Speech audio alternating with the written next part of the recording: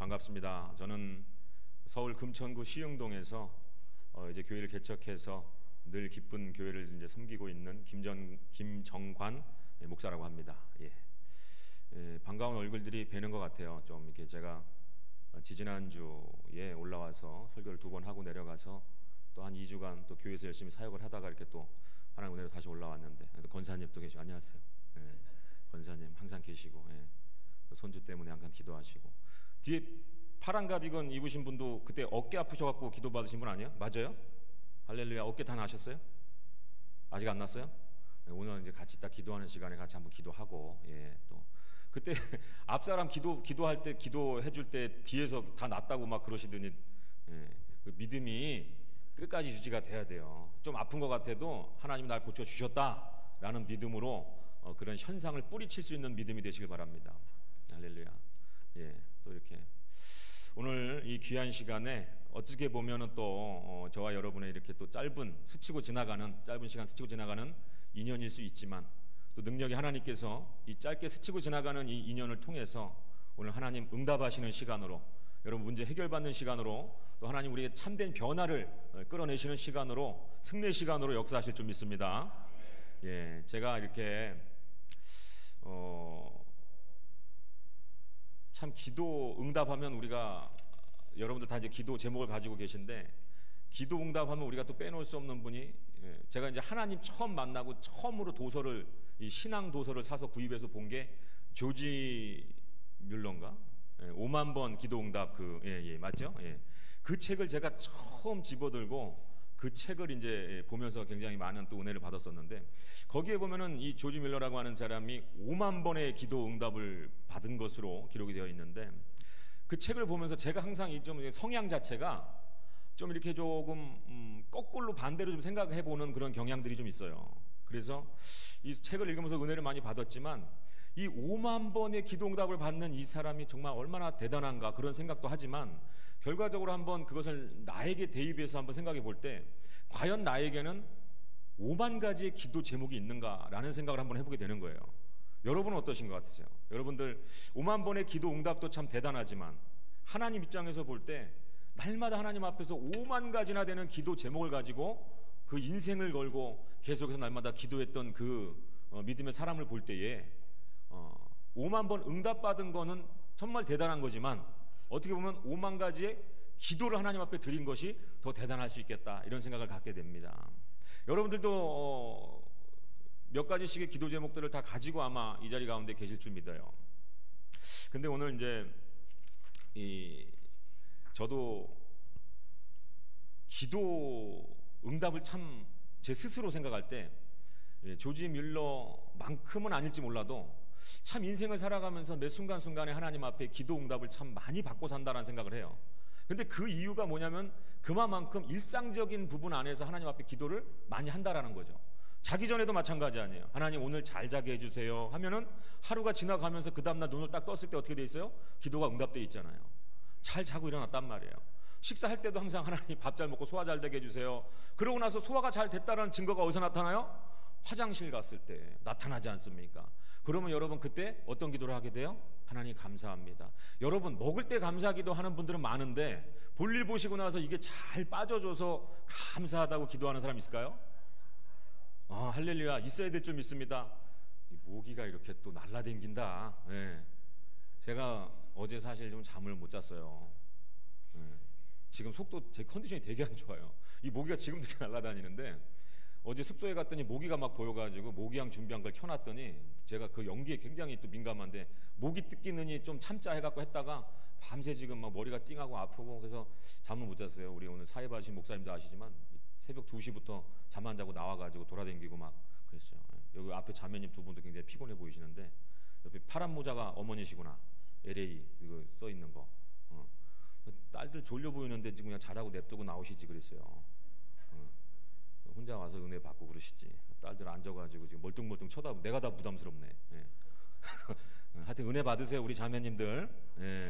왜 이런 얘기 하냐면, 자매님도 졸린 것 같지만 내가 더 졸리다는 얘기를 하는 거야. 제가 더 졸리다는 거를. 제가 더 졸려요. 밤새 잠을 못 잤기 때문에. 그래서 혹시 여러분들 제가 설교하다 졸더라도 이해를 해주셔야 돼. 아니 여러분 설교 시간에 설교 들으면서 많이 졸잖아요. 근데 또 사상 처음으로 한번 또 설교하다 졸아볼까 지금 이러고 있는데, 하여튼 여러분들 속으로 기도해 주세요. 졸지 않고 잘 설교 끝날 수 있도록. 그래서 뭔 얘기하다 끝났는지 제가 모르겠는데, 하여튼 저도 이제 그 기도 응답, 정말 여러 가지 이제 응답을 받았지만 그 중에 하나가 이제 변 잘 나오는 것도 참 그것도 기도 응답입니다. 여러분 옛날 말에 그런 말 있죠. 똥구녕이 찢어지게 가난하다고. 그 똥구녕이 찢어지게 가난하다는 말을 이제 어른들은 그게 왜 그런 말을 우리가 쓰는지를 아실 거예요.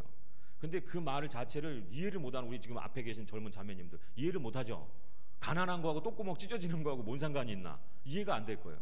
근데 이게 어른들은 알죠. 옛날에 못 먹고 없던 시절에, 저는 그런 시절을 겪어보지 않았는데 장기 금식하고 나서 그걸 알았어요. 참 새벽부터 별 더러운 얘기를 다 하고 있는데, 장기 금식을 하고 이제 보호식을 하고 화장실에 이제 처음으로 이제 한 40일 만에 가는데, 가갖고 앉아가지고 이제 큰일 치른다고 하는데, 저는 정말로 그렇게 고통스러운지 몰랐어요. 저는 그 이만한 게 나오는 줄 알았어요. 이만한 게, 뭐 무슨 이만한 전봇대가 나오는, 막 다 막 그 찢어지는 고통을 막 참고, 와 막 너무 아파가지고 이제 딱 봤는데 피도 묻었더라고요, 휴지에. 그래서 야 어마어마한 게 나왔나 보다 하고 딱 봤더니, 여러분 이제 동물원 같은 데 가면 염소똥 보죠? 그거 3개밖에 없더라고요. 야, 그러니까 이게 무슨 말이에요? 그러니까 똥구멍이 찢어지게 가난하다는 게 뭐냐면 그만큼 못 먹고, 이게 항문이 수축 이완작용을 계속 하루에 날마다 한 번씩은 해줘야 되는데, 이게 40일 닫혀 있다 보니까 그 말도 안 돼 공기할 만한 거 3개 나오는데도 사람이 그렇게 고통을 겪더라는 거예요. 그러니까 하나님이 사람을 창조하신 그 창조의 어떤 그 디자인하신 그 하나님이 얼마나 그 인간을 참 정말 심요막측하게 지으셨는지, 이런 배변 운동을 잠깐만 멈췄어도 그게 기능이 참 그렇게 될 정도로 이게 힘들다라는 거예요. 그래서 그때부터 제가 화장실에서 볼일 보고 나면 이제 기도하는 습관이 생기는 거예요.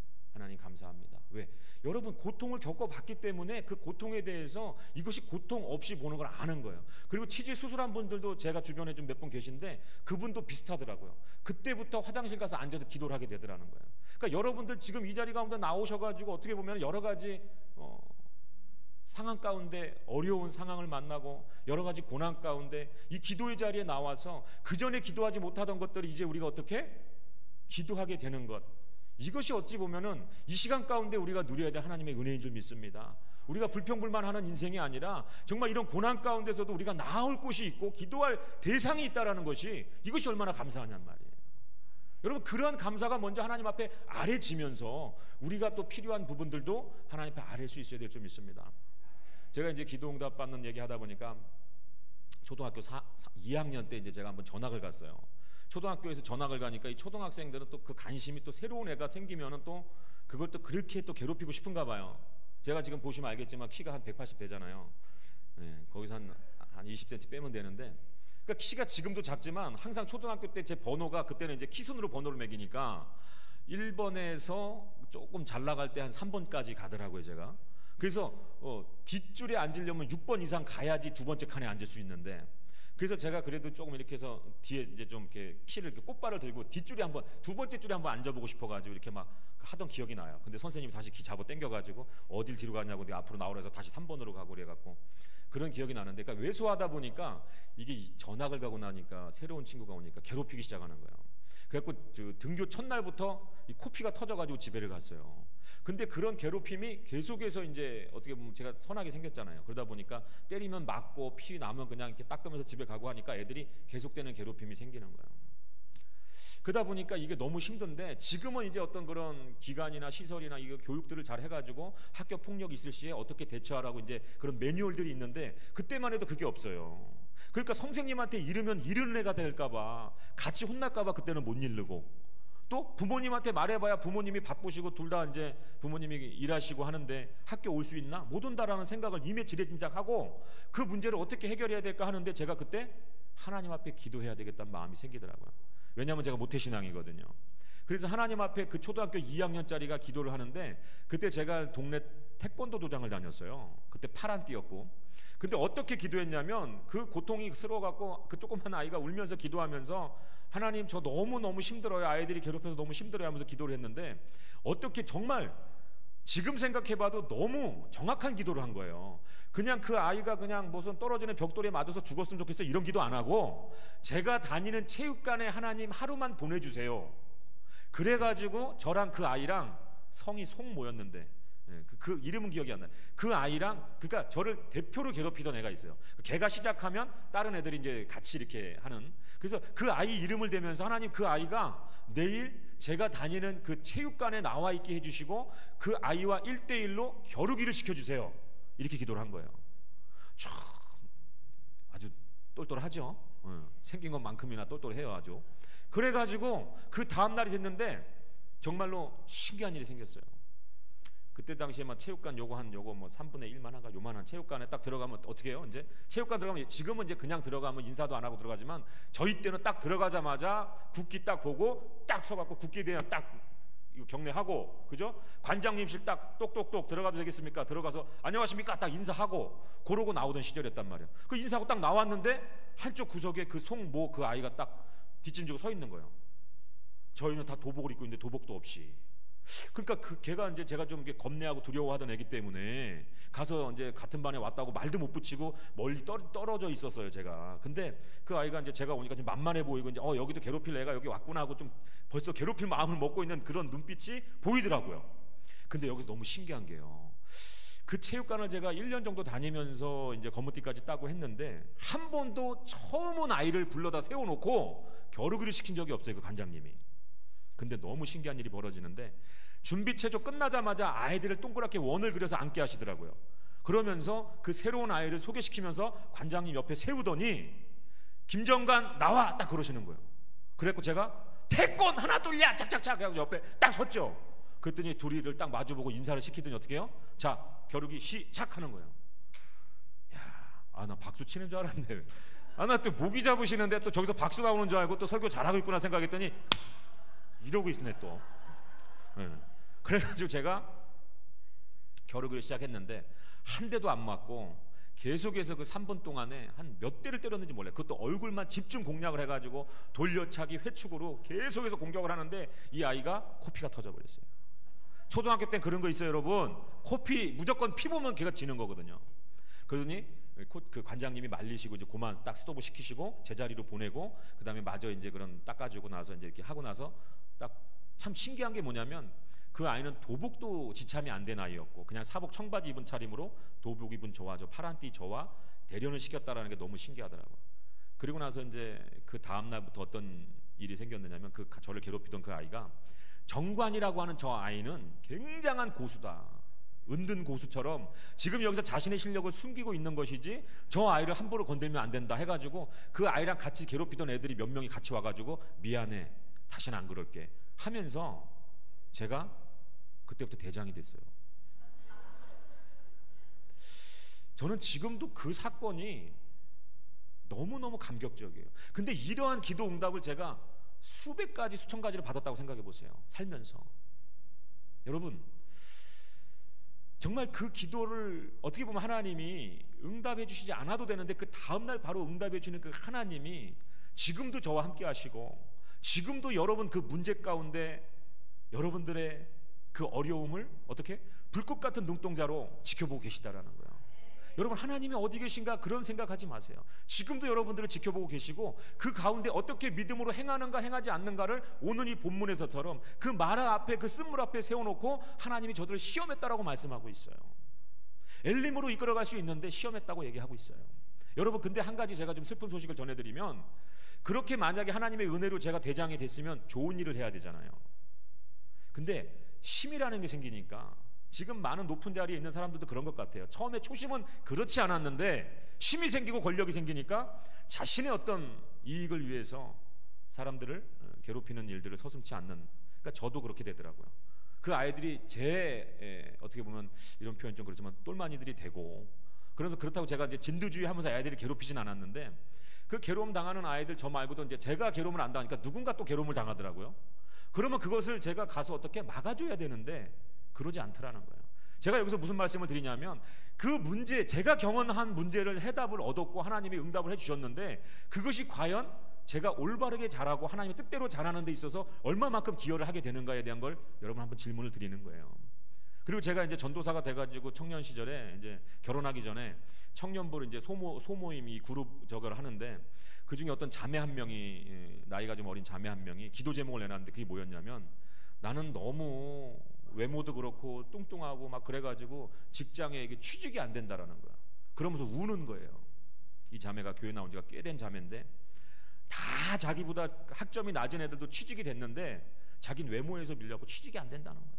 그러면서 우는데 같이 부둥켜 안고 그 같이 우리 세런들이 울어주고 기도해주고, 지금 몇 개월 동안 취직이 안 돼, 6개월 넘게 취직이 안 되고 있다는 거야. 집에서 눈치가 보이고 부모님이 야 나가 죽어라 이런 소리를 듣는다는 거야. 너무 마음이 아프다는 거야. 자기는 이렇게 태어나고 싶어서 태어났냐 하면서 우는데 마음이 너무 아프더라고요. 그래가지고 어떤 일이 있었느냐, 그날 다 기도해주고 막 통성으로 울며 불며 방언으로 막 기도하면서 그 자매님만을 위해서 집중적으로 우리가 기도를 했어요. 근데 신기한 게 그 다음 주에 와가지고 6개월 동안 자기 노력으로 해도 안 되던 것이 딱 와가지고 뭐라고 간증을 하느냐, 전도사님 저 취직했어요. 그러면서 울면서 기뻐하는 거예요. 근데 여기서 또 안타까운 소식 하나, 2달이 채 안 됐는데 교회를 슬슬 안 나와요. 그래갖고 이제 그 자매님을 하나 보내가지고 가서 좀 소식을 전해 듣고 와라, 연락을 좀 취해봐라, 왜 교회 안 나오는지, 무엇 때문에 시험이 들었는지 좀 알아봐라 해가지고 제가 정보원을 한 명 파송해가지고 이제 들어오는 이제 정보에 의하니까 어떻게 얘기를 하냐면, 그대로 전달해 드릴게요 하면서 얘기를 하는데, 내가 월화수목 금토 그렇게 뼈 빠지게 일하고 주일날 교회 나가야 되겠어? 이러드리는 거예요.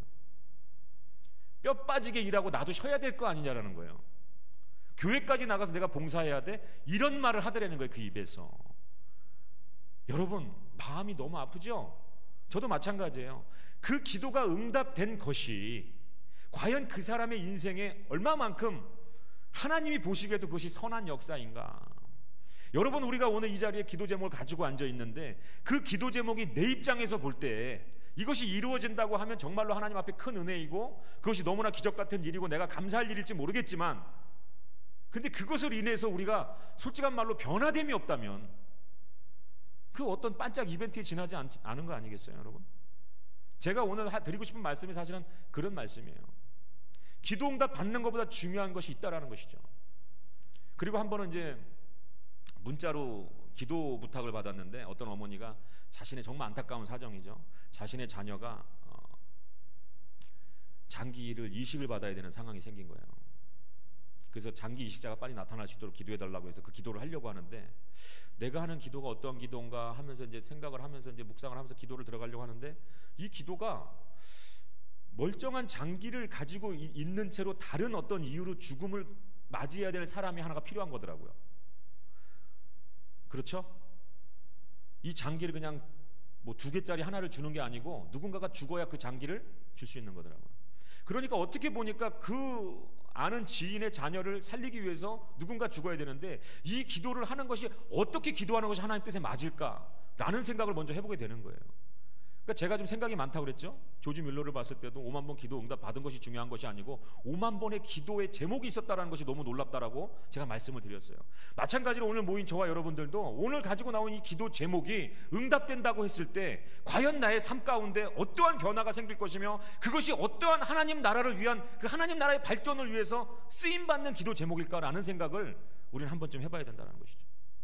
그냥 그것이 없이 무턱대고 하나님 내 좋은 뜻대로 내 좋은 소견에 맞게 내가 원하는 것 하나님 그냥 달라고 땡깡 쓰는 거는요, 어찌 보면은 초신자 때는 가능할 수 있어요.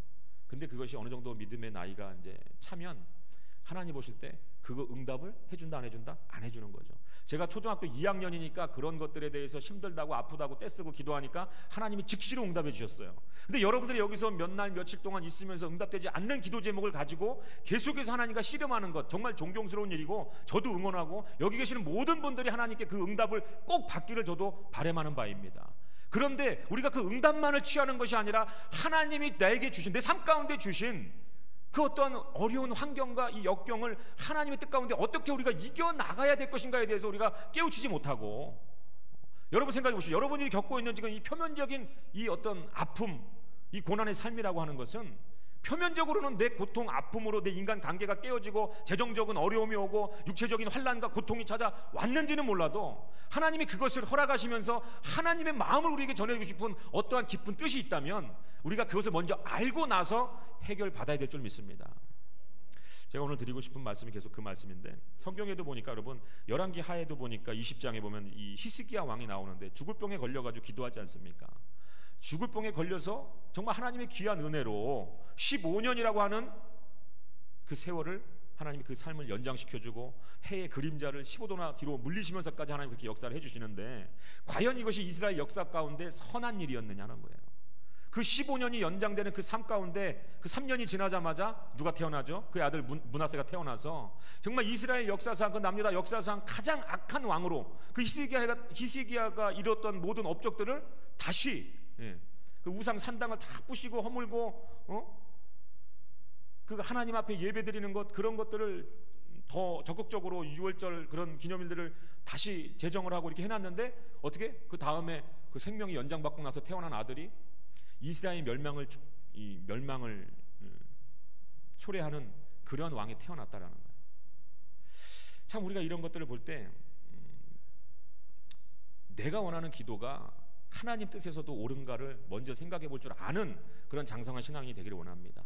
아마 여러분들 기도 제목이 많은 분도 계실 거예요. 제가 이제 설교문 적어온 것처럼 이렇게 기도 제목을 A4 용지 같은 이런 제 마음의 어떤 수첩에 막 여러 가지 빼곡하게 적어가지고 그것을 하나님 사인해 달라고 조르는 어떤 기도를 하고 있을지 몰라요. 그렇죠?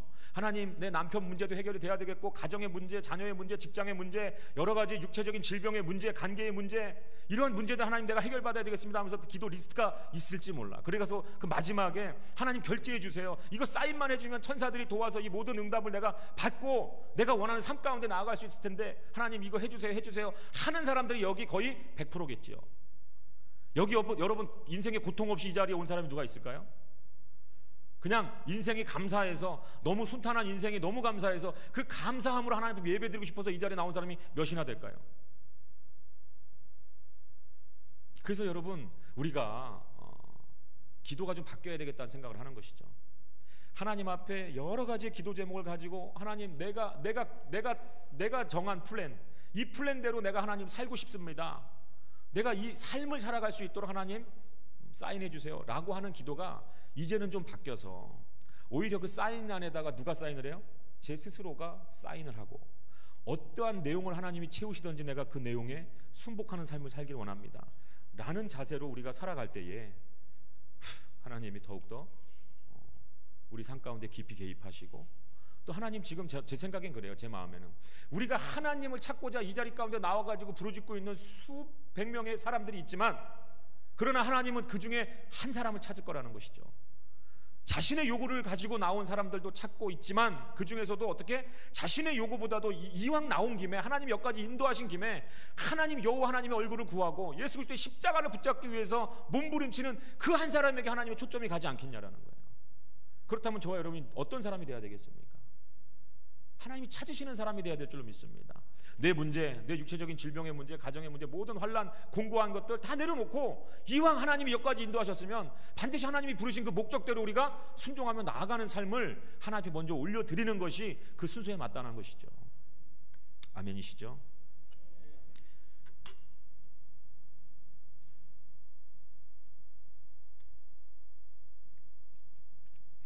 여러분, 그 누가복음 17장에도 보면은 나병 환자 10명이 나오잖아요.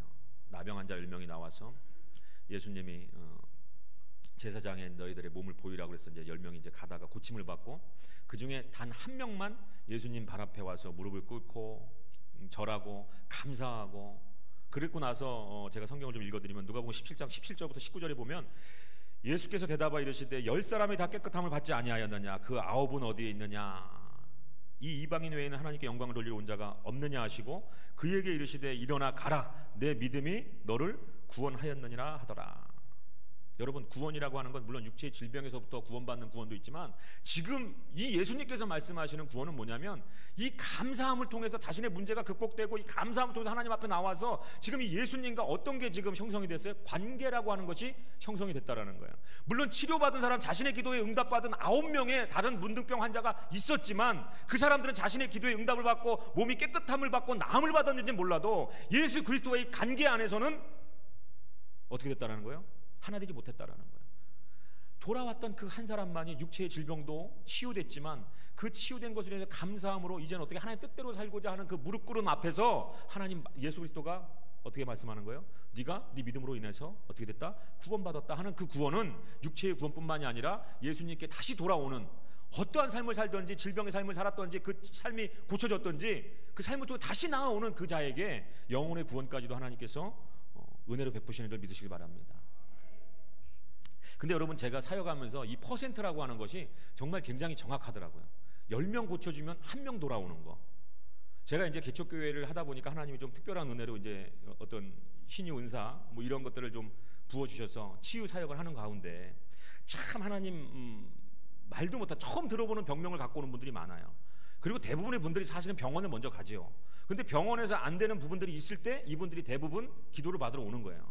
우선순위가 사실은 바뀌었죠. 기도부터 해보고 병원을 가야 되는데 병원에서 안 된다 그러면 기도 받으러 오는 분들이 많아요. 그러다 보니까 허리 환자 수술해야 된다고 하는데도 와서 기도받고 완치되어서 나가는 분도 계시고, 제가 이런 얘기를 왜 하냐면 제 자랑이 아니고 하나님께 영광을 돌려야 되기 때문에 하는 거예요. 왜냐하면 지금 많은 목사님들이 방언도 터부시하죠, 은사 터부시하죠. 그것이 모든 것이 초대교회 안에 묶여있는 것이지 절대로 지금은 다 귀신의 역사라고 하는 분들이 너무 많아요 지금. 그래서 오히려 이런 은사, 하나님의 놀라운 역사와 이적과 표적은 오히려 더 드러내야 된다고 저는 주장을 하는 편이에요. 그래서 하나님이 보내시는 분들 중에서는 뭐 굉장히 많아요. 뭐 틱장애부터 해서 뭐 갑상선 수술하다가 인대가 끊어져서 10개월 동안 손이 안 올라가던 분들, 뭐 이런 분들도 3번 기도받고 고쳐지고, 정말로 15년 전에 교통사고를 당해갖고 무릎이 15도 이상 펴지지 않는 분들도, 이런 분들도 3번 기도받고 그냥 펴지는 거예요.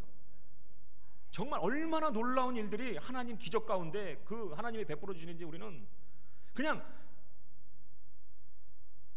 얼마나 하나님 정말 그런 문제들을 직접적으로 개입하시고 역사하시는지 우리가 그것들을 기적을 체험하면 예수 믿는 것은 받은 증거 많도다.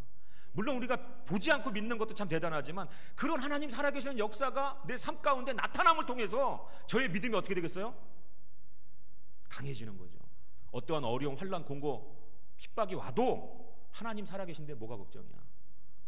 그러다 보니까 이제 많은 분들은, 제가 이 말을 왜 드리냐면 이분들이 병이 낫고 나서의 문제가 이제 생기는 거예요. 병은 고쳐졌는데 변하질 않아요. 하나님 앞에 약속했던 것들을 이행하지 않는다라는 거예요. 근데 그것들을 제가 이제 사역을 하면서 지켜보니까 그 병이 다시 도지는 분들도 계시더라고요. 하나님이 살아계신 걸 나타내 주시고 정말 기적과 이적을 통해서 하나님의 은혜를 베풀어 주셨을 때 그것을 가지고 그 사람이 변화되지 못하면 오히려 더 안 좋은 병에 걸리는 경우도 있더라는 거예요.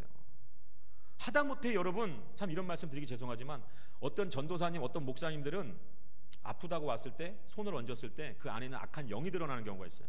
귀신이 들어가는 경우가 있단 말이에요. 이제 그런 경우가 많아요. 찾아오시는 분들 중에서 아파서 왔는데 이제 기도하다 보면 굉장히 그런 추악한 모습으로 이게 그런 안에 있던 것들이 정체가 드러날 때가 많이 있고, 또 어떤 목사님들 같은 경우는 저보다 훨씬 연배신데 자신 안에 있는 귀신이 굉장히 역사를 강하게 해가지고 지금 완전히 뭐 하여튼 그래서 이제 그것들을 이제 도움의 손길을 요청하고 좀 도와달라고 기도해달라고 오시는 분들도 계세요. 근데 문제는 뭐냐면 제가 이런 사역을 하고 싶어서 하는 것이 아니고 하나님이 보내시기 때문에 어쩔 수 없이 믿음을 가지고 손을 얹을 때 이런 역사가 나타나는데, 근데 제가 한 가지 이렇게 집회를 다니면서 여러 가지 이제 그 성도들을 만나고 앞에 서서 설교를 하다 보면 여러분, 가지고 온 문제보다 그 더 큰 문제가 영적으로 그 악한 영에 눌려 있고 지금 일어나고 있는 그 삶 가운데 그 자손들에게 이어져 가고 있는 그 저주가 지금 그 조상이 섬겼을지 모르는 그 우상 숭배라든가 이런 모든 악한 것으로 인해서 사슬이 묶여 있는데 그것들에 대한 관심, 어떤 그런 것들의 열림이 없이 그냥 현실적으로 내가 겪고 있는 그 문제만을 바라보고 이 문제를 해결해 달라고 하는 사람들이 너무 많더라는 거예요. 그래서 제가 지금 이렇게 말씀을 드리는 거예요. 현상으로 드러난 문제가 해결된다고 해서 그 영적인 문제가 해결되지 않는다는 거죠. 우리는 먼저 순서를 바꿔서 영적인 문제가 해결돼야만이 그 현상에서의 문제로부터도 자유함을 얻게 된다는 걸 여러분 믿으시기 바랍니다. 그렇기 때문에 오늘 이 기도원 여러분 이렇게 나오셔서 기도하고 있는데, 이 기도원이 오늘 본문에서 이야기하는 마라에 가까울까요? 아니면 엘림에 가까울까요? 이 기도원이 아니고 이 모여있는 상황이요, 마라에 가깝잖아요. 그죠? 무언가 하나님 내 삶 가운데 이루어지지 않는 것 때문에 물론 불평불만 안 하려고 하면서 기도하고 있지만 내 이면에, 내가 의식하지 못하는 내 이면에 하나님 내가 왜 이렇게 고통스러워야 됩니까? 내가 인생의 이 쓴맛을 왜 이렇게 오랫도록 내가 봐요? 뭘 잘못했습니까? 라는 원망과 불평이 지금 오늘 본문에서 이스라엘 민족처럼 생겨나고 있을 수 있다는 거예요. 그래서 여러분, 이 엘림이라고 하는 곳에 하나님 직접적으로 바로 인도할 수 있지만 굳이 마라에 들리게 하시는 이유는 간단하다라는 거예요. 그 가운데서 우리의 존재적인 가치, 우리 존재적인 어떤 그런 죄성, 그러한 것들을 하나님 깨닫기를 원하는 거예요. 지금 3일 전에 어떤 일이 있었습니까, 여러분? 홍해가 갈라졌어요. 그리고 그 전에는 10가지의 재앙을 하나님께서 그 강한 손으로 그 애굽 땅에다가 쏟아부으셨단 말이에요. 여러분, 그 사건을 통해서 그 이방의 나라들은 간담이 서늘했다고 고백하고 있어요. 하나님의 행하심과 그 역사하심 때문에 저 조그만 민족 그 유대 민족을 일으켜서 하나님 저렇게 출애굽시키는 여정을 보니까 그 주변의 강대국들이 간담이 서늘했다고 얘기를 하는데, 그 홍해를 직접 건너온 이스라엘 백성이 지금 3일 동안 물 먹지 못하고 걸어왔는데 이 쓴물을 만나고 나서 하는 얘기가 뭐예요? 지금 성경의 본문에는 모세를 원망했다고 하지만 이 지도자를 원망하는 것 자체가 누구를 원망하는 거예요? 하나님을 돌려서 원망하고 있는 거예요. 여러분, 이것이 실질적으로 우리의 모습이라는 거죠. 내가 원하는 삶을 주시지 않을 때 하나님 앞에서 원망 불평할 수밖에 없는 삶. 지금 여러분 오늘 읽었던 이 본문 조금만 앞절로 가면 어떤 노래가 나옵니까? 그 홍해를 건너고 나서 모세와 백성들의 노래 찬양이 나오고 그 미리암이 막 소고치고 악기들을 그냥 연주하면서 하나님을 찬양하는 그 찬양만 굉장히 긴 페이지를 장식하고 있어요. 근데 그러고 나서 3일 걷고 나니까 바로 물이 쓰다고 원망하는 우리의 모습들을 볼 수가 있는 것이죠. 여러분, 그러나 우리가 이 자리에 있는 것은 하나님 앞에 감사할 수 있어야 되는 것은 하나님이 우리 인생의 문제를 방관자가 아니심에도 불구하고 허락하시고 우리를 이곳까지 인도하신 데는 하나님이 친히 만나주시고 그런 어떤 표면적인 문제, 그 이면에 있는 영적인 문제를 해결하시고자 표면적인 문제를 하나님이 이 삶에서 겪는 어려운 환경을 허락하셨다라는 거예요. 우리가 그것을 먼저 이해해야 될 줄로 믿습니다. 원망을 하는 것이 아니고 홍해를 건너게 하신 그 하나님이 지금도 살아계시고 역사하신다는 믿음을 가지고 우리가 하나님을 바라봐야 되는데 이스라엘 민족 그렇게 하지 못했어요. 어찌 보면 오늘 저와 여러분도 그렇게 하지 못하고 있을 수 있어요. 근데 여러분, 이것이 얼마나 감사한 것이냐면 하나님께서 이 신명기 32장 그 11절에 보니까 뭐라고 기록되어 있냐면 독수리가 독수리 새끼를 어떻게 대하냐면 마치 독수리가 자기의 보금자리를 어지럽게 하며 자기의 새끼 위에 너풀거리며 그 위에 날개를 펴고 새끼를 받으며 그 날개 위에 그것을 엎는 것 같이. 이게 무슨 말이냐면요, 이 지방의 독수리들이 이 둥지를 지을 때, 알을 낳기 전에 둥지를 지을 때 가장 먼저 그 기초를 뭘로 한다고요? 그 가시나무로 한다는 거예요. 굉장히 뾰족뾰족한, 찔리면 고통스러울 수밖에 없는 그 가시로 그 틀을 만들고 그 위에다가 깃털이나 그 토끼를 잡아서 먹고 그 동물의 가죽을 가지고 이렇게 해서 보금자리를 만들고 거기다 알을 낳고 부화시킨대요. 그리고 나서 이 독수리가 그 둥지에 안주하지 않고 이제는 날아가서 본인이 이제 사냥을 해서 먹어야 될 때가 되면 지금 이런 독수리 같은 행동을 한다라는 거예요. 그 둥지에서 너풀너풀하면서 그 부리로 어떻게 그 안락한 환경이죠. 안락한 둥지. 그 새들이 더 이상 부러울 게 없는 거예요. 그 푹신푹신한 토끼 털에 앉아가지고 어미가 주는 그것만 입만 벌리면 되는 이 환경을 포기하기 쉽지가 않은 거예요. 근데 어떻게 강제로 그 어미가 포기하게 만드는 거예요. 그걸 확 걷어내버리고 깃털을 그냥 확 바람을 펴갖고 다 그냥 어지럽혀 버리니까 어떻게 그 내가 안락하게 여겼던 그 둥지에서 가시가 돋은 그 둥지가 나와서 나를 찌르니까 더 이상 거기 머물 수가 안주할 수가 없는 거예요. 그러고 나니까 어떻게 자연스럽게 날개를 펴서 창공을 날아가야 될 수밖에 없는 거예요. 그러다 떨어지면 어떻게 한다고요? 어미새가 날아와서 날개로 받아서 다시 올려놓고 또 날 수 있을 때까지 그렇게 하신다고 하나님 말씀하고 있어요. 여러분, 지금 어떻게 보면 우리가 이 마라라고 하는 이 환경 가운데, 이 쓴물을 만나고 이 환경 가운데 우리가 지금 경험하고 있는 게 뭐냐면 이 독수리 새끼와 같이 다시 한번 날아보지 않을래? 라는 하나님의 음성을 듣기 위해 모인 자리인 줄 믿으시기 바랍니다. 너 날 수 있어. 너 불의가 있고 내가 준 너에게 믿음이 있고 능력이 있고 권능이 있는데 네가 지금 표면적인 문제에 빠져서 그것이 침륜에 빠져갖고 뒤로 뒷걸음질하면서 원망하거나 불평할 때가 아니라는 것을 하나님 오늘 이 자리 가운데 우리에게 선포하시는 줄 믿습니다. 여러분, 이미 하나님 예수 그리스도의 십자가가 우리 안에 있고 그 십자가를 통해서 예수 그리스도가 완벽하게 우리의 구원을 이루시고 우리 삶 가운데 평강을 이루신 줄 믿으시기 바랍니다. 표면적인 거 여러분 속지 마세요. 믿음은 바라는 것이 실상이고 보지 못한 것들이 증거라고 말씀하시는 이 하나님의 말씀을 믿고 지금 표면적으로 내가 겪고 있는 고통이 힘들지라도 그 이면의 엘림을 바라봐야 될 줄 믿습니다. 그 이면의 엘림, 하나님이 인도하실 결과 목적지 엘림을 우리는 바라봐야 되는 거예요. 지금 쓴물을 만났지만 거기서 원망하는 사람도 있었겠지만 누군가는 홍해를 건너게 하신 하나님이 지금도 살아계시는데 물이 쓰다고 원망하면 되겠어? 반드시 우리는 이 쓴물을 지나서 쓴 인생 맛을 보고 난 뒤에 우리는 어떻게 엘림으로 하나님 인도하실 거라는 그 믿음이 있어야 되는 거예요. 오늘 그 믿음의 눈이 띄어지는 시간 되시길 바랍니다. 여러분, 그래서 오늘 본문에 보니까요, 모세가 막 이제 부르짖죠. 백성들의 원한을 사고 언제 돌 맞아 죽을지 모르니까 모세가 이제 하나님 앞에 부르짖는 거예요. 저 백성들을 어찌합니까? 하나님의 그 은혜 가운데 홍해를 건너 와놓고도 저렇게 불평불만하고 있는데 어찌합니까? 하고 부르짖을 때 하나님께서 그때에 모세의 눈을 들어서 한 나무를 가리켜서 그 나무를 바라보게 만들어요. 그리고 그 나무를 가져다가 그 쓴물 마라 연못에 던지라고 말합니다. 여러분, 신명기 32장인가 23장인가 거기에 보면은 나무에 달린 자마다 저주를 받았다고 얘기를 하고 있어요. 그 나무는 어떤 나무겠어요?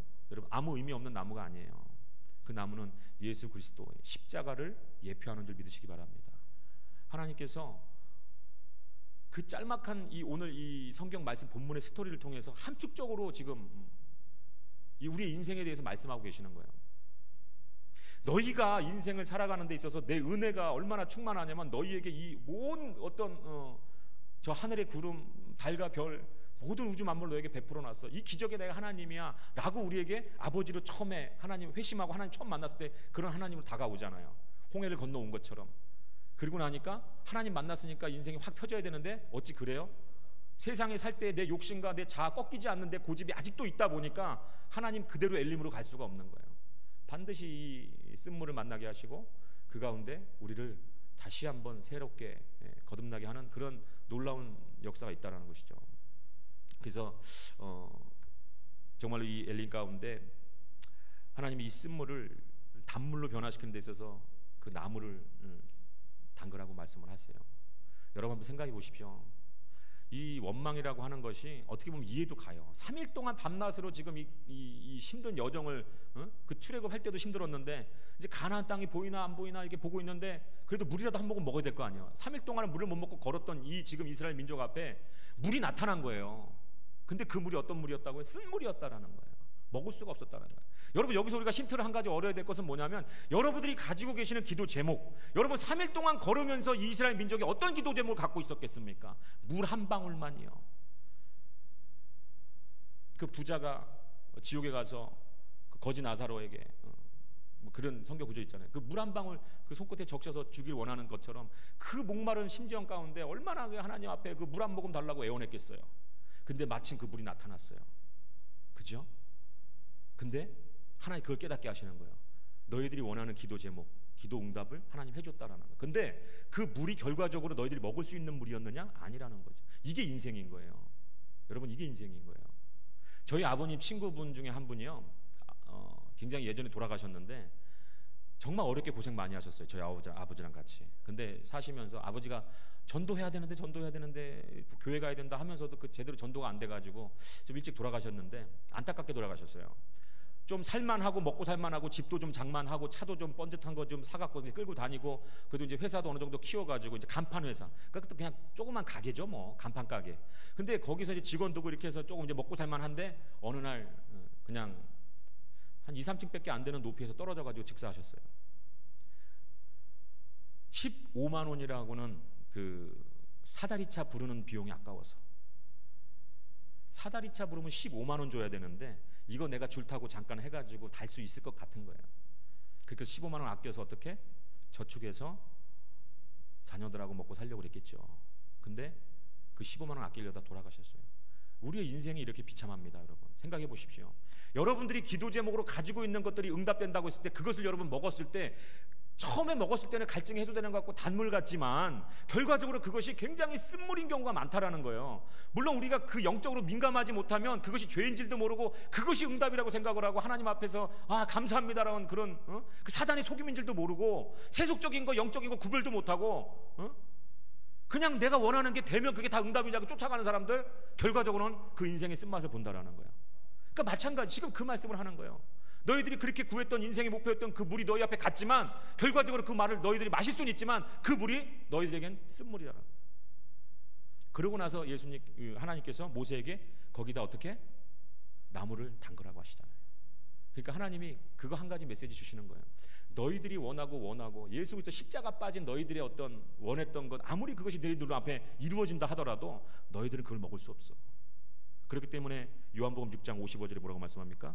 내 살은 참된 양식이요 내 피는 참된 음료로다. 할렐루야. 예수 그리스도의 피만이 참된 음료인 걸 믿으시기 바랍니다.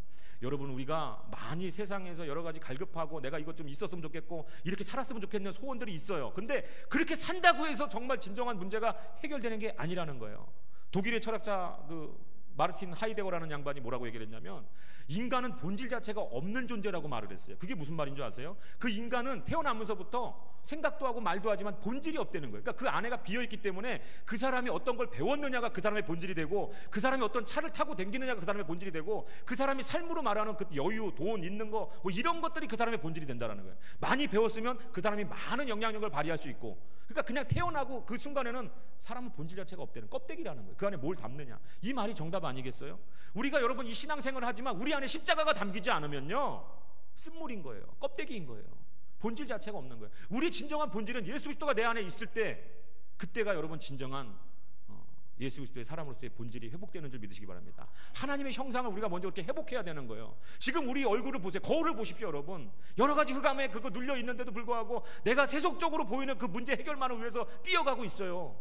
하나님 보실 때는 그게 급한 게 아닌데, 정말로 하나님 예수 그리스도를 만나고 그 십자가 안에서 다시 태어나야 되는데, 그 십자가가 어렵다고 힘들다고 등지는 삶을 사는 거예요.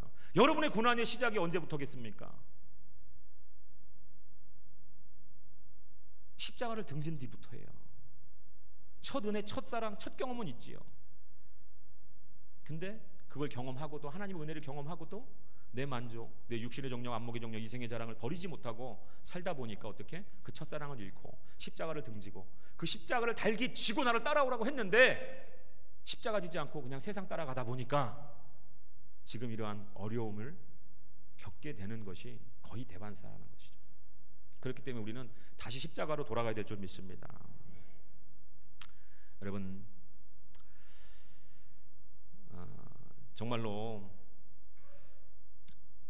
우리가 이 자리 가운데서도 인생의 무게를 가지고 원망하는 자가 있을지 모르겠어요. 근데 제 아들도 이제 큰애가 7살이 됐는데, 부쩍 나이가 이제 조금씩 1살, 2살 먹어가니까 부모한테 원망을 좀 하더라고요. 불평을 하고. 가장 큰 불만이 뭔지 아세요? 스마트폰 못하게 하는 거. 핸드폰을 그냥 계속, 부모가 통제를 안 하면 계속 하고 싶은 거야. 그러니까는 오전에 30분, 저녁에 30분 통제를 해줬어요. 통제를 해줬는데 그 시간을 안 지키는 거야. 하나님도 마찬가지. 우리에게 무언가 허락해 줄 때 그것을 하나님이 잘 관리하고 다스리길 원해요. 근데 그거에 빠져버리면 어떻게? 뺏어버려요. 저도 뺏어버렸어요, 그냥 핸드폰. 너 이제 아예 볼 수 없어. 아버지와 약속을 어겼기 때문에. 하나님도 똑같다라는 거야. 그리고 뺏었더니 그때부터 원망하는 거예요. 근데 어떻게 그렇다고 원망한다고 다시 줘요? 못 주잖아요. 근데 이제 아들을 품에 안고 이제 잠을 재울 때 가끔 이런 얘기를 해요. 제 아들이 한번 재작년인가 작년인가 물에 한번 빠졌었거든요. 물에 빠져가지고 막 허우적대는 거 제가 뒤에서 보고 쫓아 들어가지고 건져냈는데, 급하게 들어가니까 저도 빠져버린 거예요. 그래가지고 저도 몇 번 허우적대다 정신 차리고 아들을 건졌는데, 그때 얘기를 가끔 해요. 그래서 시온아, 너 그때 물에 빠졌을 때 어떤 생각이 제일 먼저 들디? 라고 얘가 한번 물어본 적이 있어요. 근데 되게 의외의 대답을 하더라고요. 뭐 죽는 거 아닐까? 뭐 이렇게 말할 줄 알았는데, 이 아들이 뭐라 그러냐면, 우리 아빠가 날 언제 구해줄까 하는 생각만 했다는 거예요. 그러니까 어때요? 아버지를 믿고 있는 거예요. 여러분도 마찬가지잖아요. 삶의 문제가 해결되지 않고 여러 가지 공고하고 피폐하고, 그러나 우리가 끝까지 믿고 있는 건 뭐예요? 내 뒤에 든든한 아버지가 계시다라는 거예요. 그 제가 그럼 뭐라고 얘기한 줄 아세요? 그래, 그래서 아빠가 뛰어들어갔어. 그래서 너랑 나랑 같이 살았어. 근데 만약에 그 물에 빠져서 누군가 한 명은 만약에 죽어야 되는 상황이라면 아빠는 너를 건지고 죽었을 거야. 그렇게 얘기해줘요. 왜냐하면 그게 저의 솔직한 심정이기 때문에. 너를 살려야 된다면 내가 죽었을 거야. 그게 복음 아니에요? 우리를 살리기 위해서 아들 예수 그리스도 십자가에 못 박으시니까 하나님의 사랑 아니냔 말이에요. 제가 그렇게 얘기를 해주면 이 아들의 원망이 그 눈에서 사라지는 걸 제가 봐요. 오늘 이 나무를 그 쓴물에 던지는 사건이 바로 이런 사건인 것이죠. 너희들 홍해를 갈라서 너희들 바닷길을 내서 너희들 이곳까지 인도했는데 3일 물 못 먹었는데 쓴물 나타나고 나를 원망해? 근데 그 원망하는 그 죄인들 앞에서 하나님 어떤 방법을 취하세요? 너희들의 그 결핍을 채울 수 있는 건 유일하게 내가 너희들을 위해서 희생할 내 아들의 목숨 뺏기 없다라는 것을 보여주는 거예요. 그것이 진정한 해결이라는 거예요. 그 물이 쓴물이 단물 되게 하는 거예요. 우리 인생도 여러분 단물로 변화되려면 어떻게 되겠습니까? 내 안에 십자가가 던져져야 되는 거예요. 여러분 지금 제가 너무 마음이 아픈 것은 이 복음을 전하는 전도자로서 복음이 굉장히 많이 물이 타지고 있어요. 지금 말도 못하게 타지고 있어요. 이 시뻘건 보혈의 그 복음이 많은 사람들이 버거워하고 그 보혈을 통해서 그 사랑을 알면 그 사람도 희생해야 된다는 어떤 그런 설교를 하면 사람들이 나가버리니까 그냥 예수 믿으면 복 받아요 수준에서 끝나는 거예요. 저 같은 설교자는 사실 별로 인기가 없어요. 희생을 요구하고 하나님 앞에 복종을 요구하기 때문에. 근데 많은 설교자들이 지금 그 시뻘건 복음에다가 물을 타서 주황색으로 만들고 그것도 못 먹으면 핑크색으로 만들어서 먹이는 거예요. 요한복음 3장 16절로 그것이 복음이 끝인 줄 아는 거죠. 하나님이 이처럼 세상을 사랑하사 독생자를 주셨으니 누구든 저를 믿는 자마다 멸망치 않고 구원을 얻으리 영생을 얻으리라 그렇게 말씀하면서 굉장히 우리가 죄를 지었지만 하나님 우리를 사랑해. 그 사랑이 하나님이야. 그렇기 때문에 너의 죄를 위해서 예수 그리스도가 우리를 위해 죽었어. 그러다 보니까 거기서 복음이 끝나니까 많은 사람들이 그 반쪽짜리 복음을 가지고 어떻게 살아가고 있습니까? 죄를 질 때마다 무슨 카드 결제하듯이 예수 그리스도가 나를 위해 죽었지. 내가 죽어야 되는 그 참혹한 죄의 현장에서 눈을 감아버리는 거예요. 왜? 난 안 죽어도 되니까. 왜? 예수가 날 위해 죽었지. 하나님 잘못했어요. 똑같은 자리에 또 가서 죄를 지면서 3개월 할부 긁듯이 긁는 거예요. 여러분 그게 복음입니까? 제가 루터나 칼빈의 이신칭에 대해서 반박하는 건 아니에요. 근데 그 당시에는 너무 이게 좀 여러 가지로 저도 장로교지만 루터와 칼빈 그 당시에 종교개혁할 당시에는 그런 수도승들이 정말 어떻게 기도했는지 아세요? 이렇게 앉아서 기도 안 했어요. 무릎 꿇고서는 우통 벗고서는 그 나무 채찍 끈에다가 여러분 그 이렇게 꺾인 거 달고서는 양쪽으로 흔들어가면서 자기 몸에 피를 내면서 기도했어요. 행위적으로 의님 십자가 못 박혔으니까 자기도 이렇게 채찍 맞으면서 기도해야 된다. 그 다음에 그런 높은 계단들을 기어서 올라가고 그런 당시였기 때문에 하나님이 오직 의인은 믿음으로 살리라. 그 의신증이 오직 의인은 믿음으로 말미암아 된다라는 것, 오직 천국은 믿음 있는 자들에게 그 주어진다는 것, 행위가 중요한 것이 아니라고 그렇게 하나님 강조하시면서 종교개혁을 하셨지만 지금 그렇고 나서 수십 년이 흐르고 나서 지금 우리들이 그냥 그 믿음이라고 하는 게 내 안에 있는 믿음이 진짜인지 거짓인지 의심 한번 하지 않고 내 입술에 거짓 고백을 통해서 내가 구원받았다고 생각을 하는 게 너무 많은 거예요. 여러분 이 오늘 본문에서 이 쓴 물에다가 이 십자가를 던지니까 단물이 됐어요. 마찬가지입니다. 여러분 우리가 이 쓴 물을 단물로 바꾸지 못하는 건 우리 안에 십자가가 없기 때문이라는 거예요. 예수 그리스도의 참된 그 피 복음이 없기 때문이라는 거예요. 여러분 이제 우리는 그 인생에 우리가 돌아가서 어떻게 해야 되겠습니까? 우리가 그 쓴물에 그 쓴 인생, 내 자녀의 문제, 그 남편의 문제, 그 문제를 하나님 앞에 매달려서 이거 어떻게 해결하실 거예요? 라고 얘기하는 것이 아니고 내가 이제는 어떻게 십자가가 되어서 그 내 인생이라고 쓴물에 들어가야 되는 거예요. 복음이 요한복음 3장 16절에서 끝나는 것이 아니고 그 복음이 갈라디아 2장 20절의 말씀처럼 그런즉 이제 내가 그리스도와 함께 십자가에 못 박혔나니 그런즉 이제는 내가 사는 것이 아니요 내 안에 누가 사는 거예요? 예수 그리스도가 사는 것이다. 이것이 바로 복음이라는 거예요. 예수 그리스도 먼저 날 위해 사랑하사 날 위해 죽으셨으면 그 진정으로 그것이 믿어지고 받아들여지는 사람은 어떤 반응이 보이냐?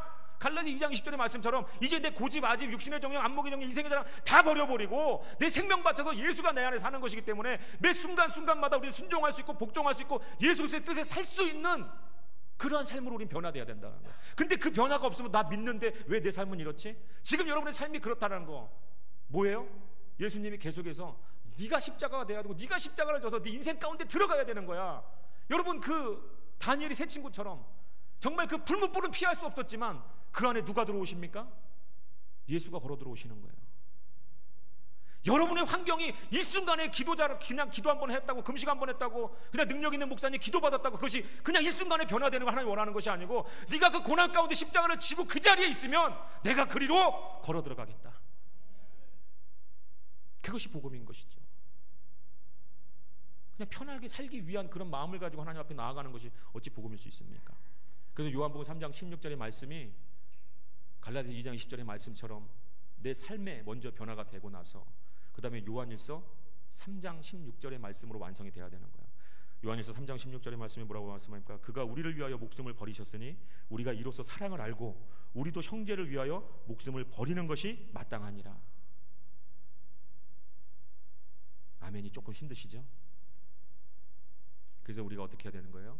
나 잘났다고 사는 것이 아니고 이 마라의 쓴물 우리 쓴 인생 가운데 내가 십자가 들고 지고 십자가 이고 들어가서 거기서 형제를 위해서 하늘의 미랄처럼 썩어지고 죽어지는 삶을 감당할 때 예수의 생명으로 우린 부활하는 겁니다. 할렐루야. 자녀 앞에 죽어지세요. 남편 앞에서 죽어지세요. 그냥 죽어지라는 게 아니에요. 예수가 날 위해 죽으신 그 십자가의 감격을 끌어안고 내 고집을 꺾고 하나님이 바라보시는 그 관점으로 그 사람을 바라보면서, 하나님이 바라보시는 그 관점으로 이 문제를 바라보면서 살아내는 거예요. 계속해서 썩어지는 거예요. 예수의 생명이 꼽힐 때까지. 저와 여러분 반드시 그렇게 살아가는 은혜와 축복이 있기를 소원합니다. 이 시간에 우리 같이 기도하기 원합니다. 이 시간에 우리가 통성으로 한 10분 정도 기도할 때에 정말로 하나님, 이 새벽에 하나님, 내가 뭔가 잘못된 방향으로 기도하고 있다면 하나님 그 기도를 내 의지로가 아닌 하나님의 의지로 바꿔주시옵소서. 하나님의 뜻대로 기도하며 하나님의 사람으로 정말로 그 십자가를 달게 지고 내 인생의 그 말하라고 하는 그 쓴물 가운데 내가 십자가를 껴안고 들어갈 수 있는, 그래서 그 내 주변의 모든 이런 환경들이 단물로 변화될 수 있는 그러한 삶을 내가 하나님께 요구만 하는 것이 아니고 내가 십자가 지고 만들어갈 수 있는 삶이 되게 하여 주시옵소서. 우리 같이 주여 삼창고 통성으로 같이 기도합니다. 주여! 주여! 주여! 주여! 주여! 주여! 주여! 주여! 주여! 주여! 주여! 오 할렐루야 할렐루야. 아버지 하나님 역사해 주시옵소서. 주여!